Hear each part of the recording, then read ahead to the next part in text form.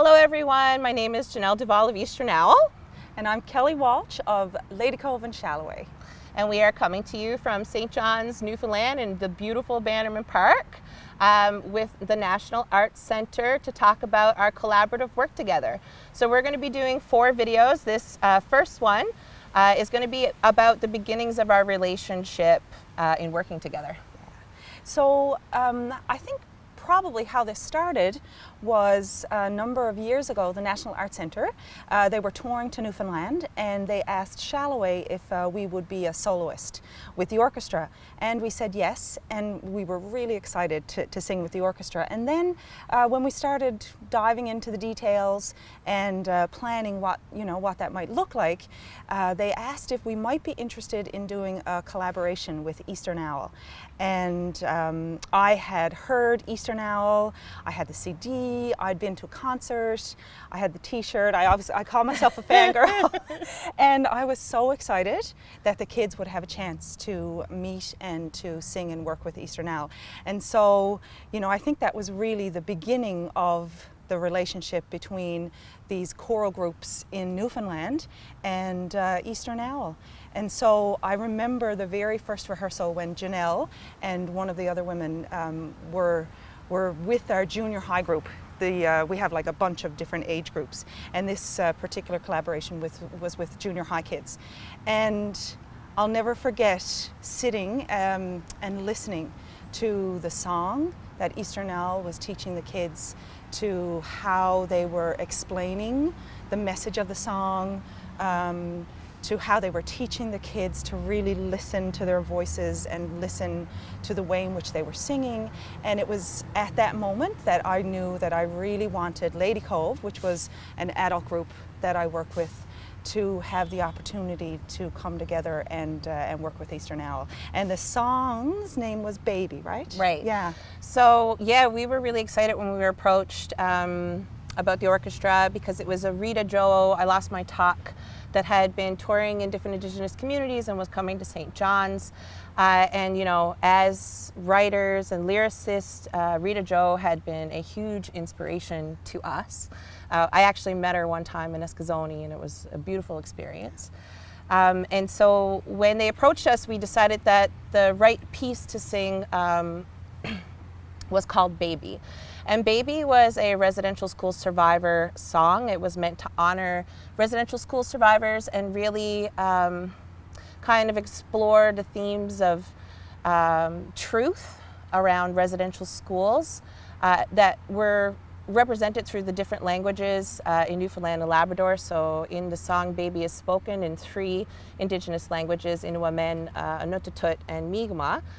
And the song was an opportunity for us to work with the youth and make them aware of the impacts of residential schools, especially here in this province. So we were really honored to share kind of the messaging behind the piece and to teach the kids a new way of singing and listening and responding.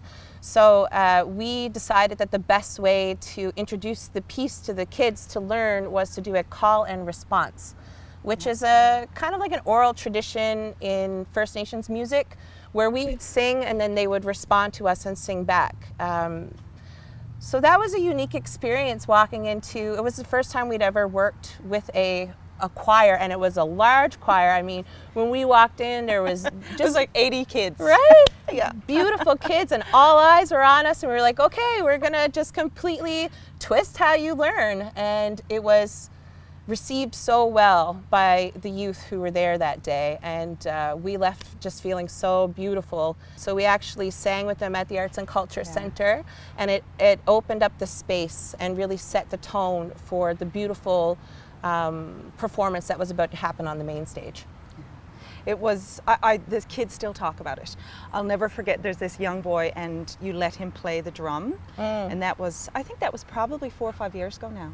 And he still talks about it. He's still in the choir. He's well into his high school years now, and talks about how special that was. And they all talk about, because now you guys have sung with us a couple of times and we recorded together, and everyone remembers that very special first meeting and all of the things that happened because of that. So it's really cool. It was also a really amazing opportunity for us to share teachings on the First Nations hand drum with the youth. Yeah. And I remember that we left a drum in the care of Shalloway, but first we told them about how to care for the First Nations drum. And so they kept that there for rehearsals throughout the process, which was really nice. Yeah. And so we were really honored to share that with them.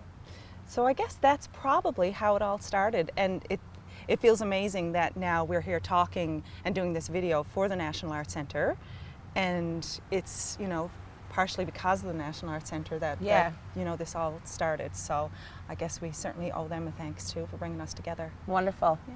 And I think that, you know, people often ask Kelly and I if we can talk about respectful collaborations between Indigenous and non-Indigenous music groups. And it's really hard to define how things kind of work